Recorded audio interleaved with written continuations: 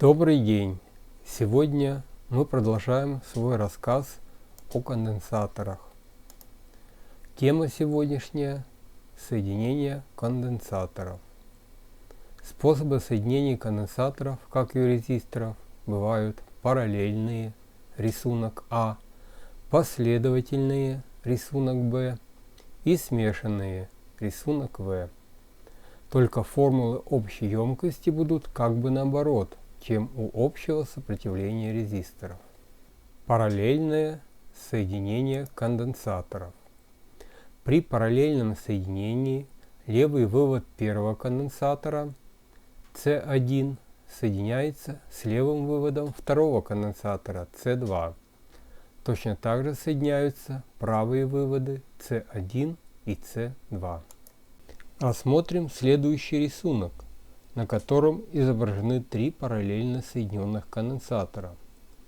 Здесь мы видим, что при таком соединении увеличивается площадь обкладок общего конденсатора, поэтому увеличивается и емкость.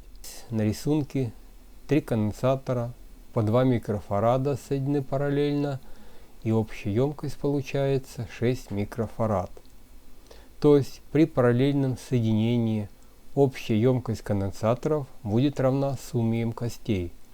C общая равно C1 плюс C2 плюс C3 плюс бесконечное множество конденсаторов плюс Cn. Это будет общая емкость. Пример. C1 равно 3300 пикофарад, C2 равно 2200 пикофарад и C3 5100 пикофарад. Тогда C общее мы находим по верхней формуле будет равно 3300 пикофарад плюс 2200 пикофарад плюс 5100 пикофарад, и в сумме будет 10600 пикофарад. А теперь рассмотрим третий рисунок. Здесь мы видим, что при параллельном соединении увеличивается площадь пластин общего конденсатора, поэтому увеличивается емкость, о чем мы уже говорили ранее. А расстояние между пластинами конденсатора остается неизменным, то есть толщина диэлектрика не изменилась. Поэтому и напряжение на обоих конденсаторах будет одинаковое и останется прежним. Если же рабочее напряжение конденсаторов разное, то рабочим будет меньшее напряжение. Последовательное соединение конденсаторов. При последовательном соединении двух конденсаторов правый вывод C1 соединяется с левым выводом C2, что вы видите на рисунке. Рассмотрим следующий рисунок, на котором изображены три последовательно соединенных конденсатора, каждой емкостью по 3 микрофарада. Общая емкость получившегося конденсатора равна 1 микрофараду. Почему она стала меньше? Потому что увеличилось расстояние между обкладками конденсатора, а их площадь осталась прежней. При последовательном соединении конденсаторов общая емкость их уменьшается по сравнению с емкостью каждого конденсатора и вычисляется по формуле.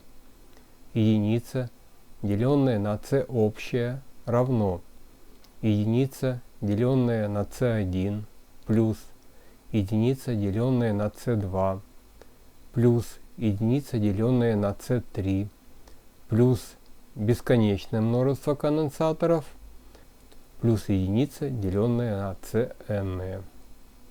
В связи с одинаковым значением тока при последовательном соединении конденсаторов все конденсаторы заряжаются одинаковым количеством электричества, так как непосредственно от источника тока заряжаются только крайние пластины 1,6, а остальные пластины 2, 3, 4 и 5 заряжаются через влияние. При этом заряд пластины 2 будет равен по величине и противоположен по знаку заряду пластины 1. Заряд пластины 3 будет равен по величине и противоположен по знаку заряду пластины 2 и так далее. Поэтому величина заряда у последовательно соединенных конденсаторов будет выглядеть следующим образом. Q общее равно Q1 равно Q2 и равно Q3. А на конденсаторах различной емкости напряжения будут разными, так как для заряда одним и тем же количеством электричества этих конденсаторов всегда требуется разное напряжение. Чем меньше емкость конденсатора, тем большее напряжение необходимо для того, чтобы зарядить этот конденсатор требуемым количеством электричества. И наоборот. Вспомним аналогию с двумя разными по емкости сосудами, в которые налито одинаковое количество воды, то есть количество энергии, а уровень воды – это напряжение. Видно, что в меньшем сосуде уровень воды будет выше, чем в большем. Таким образом, при заряде группы конденсаторов, соединенных последовательно, на конденсаторах малой емкости напряжения будут больше, а на конденсаторах большей емкости меньше.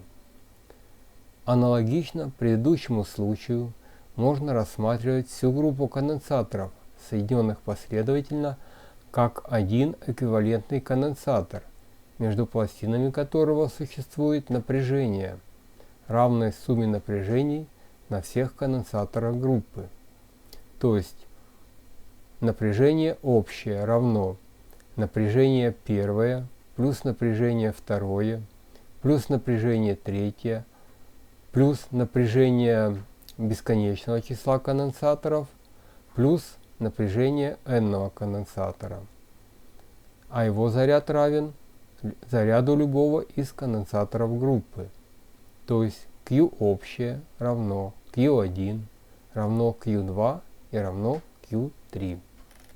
Теперь рассмотрим два последовательно соединенных конденсатора емкостью по 10 микрофарад и рабочим напряжением по 450 вольт. Емкость получившегося конденсатора равна 5 микрофарад. Рабочее напряжение равно сумме напряжений отдельных конденсаторов, так как расстояние между обкладками конденсатора стало в 2 раза больше, и оно будет равно 900 вольт. То есть при последовательном соединении конденсаторов, как уже было сказано выше, напряжение на эквивалентном конденсаторе равно сумме напряжений на каждом из конденсаторов. При последовательном соединении двух конденсаторов общую емкость находим по формуле. C общее равно C1 умножить на C2 и поделить на сумму C1 плюс C2.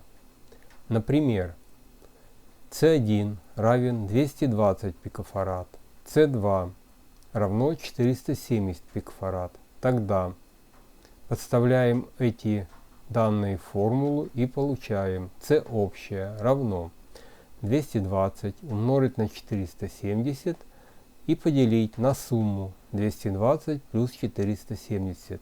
Получается 103 400, деленное на 690, равно 150 пикофарад.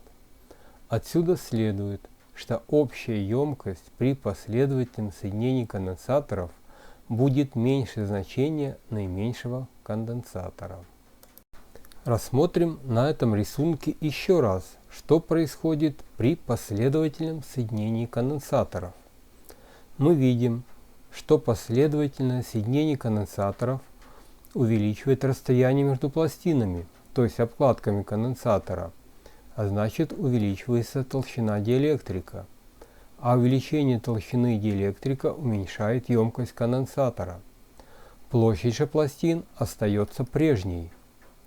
При включении n конденсаторов одинаковой емкости общая емкость уменьшается в n раз. То есть мы можем просто записать C общее равно C деленное на n. Для двух конденсаторов, соединенных последовательно, общая емкость равна C общее равно C1 умножить на C2 и делим на сумму C1 плюс C2.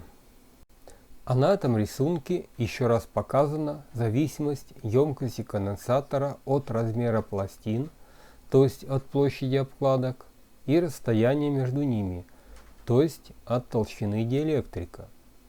Малая площадь пластин – малая емкость. Большая площадь пластин – большая емкость. Маленькое расстояние между пластинами – большая емкость. Большое расстояние между пластинами – маленькая емкость. А сейчас рассмотрим смешанное соединение конденсаторов.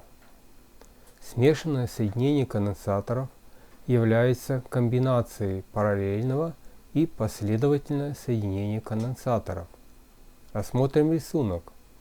На нем мы видим два параллельно соединенных конденсатора C2 и C3, которые последовательно соединены с третьим конденсатором C1.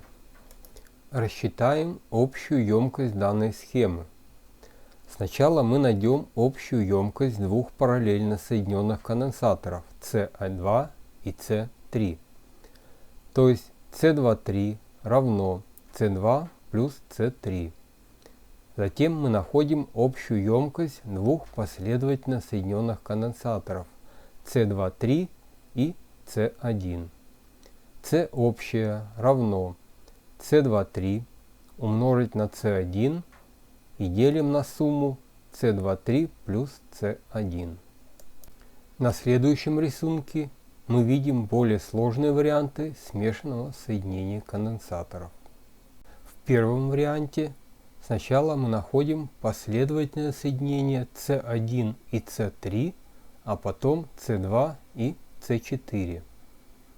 C1,3 равно C1 умножить на C3 и делим на сумму C1 плюс C3. И C2,4 равно C2 умножить на C4 и делим на сумму C2 плюс C4. У нас получилось два параллельно соединенных конденсатора C1,3 и C2,4. И мы находим общую емкость двух параллельно соединенных конденсаторов C1,3 и C2,4. C общее равно C1,3 плюс C2,4. Во втором варианте мы сначала находим параллельное соединение C1 и C2, а потом C3 и C4. C1,2 равно C1 плюс C2 и C3,4 равно C3 плюс C4. У нас получилось два последовательно соединенных конденсатора C1,2 и C3,4. И мы находим общую емкость двух последовательно соединенных конденсаторов C1,2 и C3,4. C общее равно C1,2 умножить на C3,4 и деленное на сумму C1,2 плюс C3,4. Величина емкости при этих способах соединения конденсаторов получается одна и та же, если емкости одноименных конденсаторов равны. А теперь рассмотрим неисправности конденсаторов. Основные неисправности конденсаторов – это обрыв выводов, пробой изоляции, то есть короткое замыкание между обкладками, большой ток утечки, то есть плохая изоляция между обкладками. У электролитических конденсаторов часто бывает потеря емкости. Потеря емкости бывает и у обычных неэлектролитических конденсаторов, но это случается гораздо реже. А в заключение запомните, основными параметрами любого конденсатора является номинальная емкость, рабочее напряжение и потери на высоких частотах. Свойства данного конденсатора обуславливаются в основном качеством его диэлектрика. Бумажные и электролитические конденсаторы следует использовать для работы только на низких частотах. Из всех видов конденсаторов только электролитические имеют полярность, которую нужно соблюдать при монтаже. При параллельном соединении конденсаторов общая емкость равна сумме емкостей отдельных конденсаторов. При последовательном соединении конденсаторов общая емкость меньше емкости наименьшего конденсатора.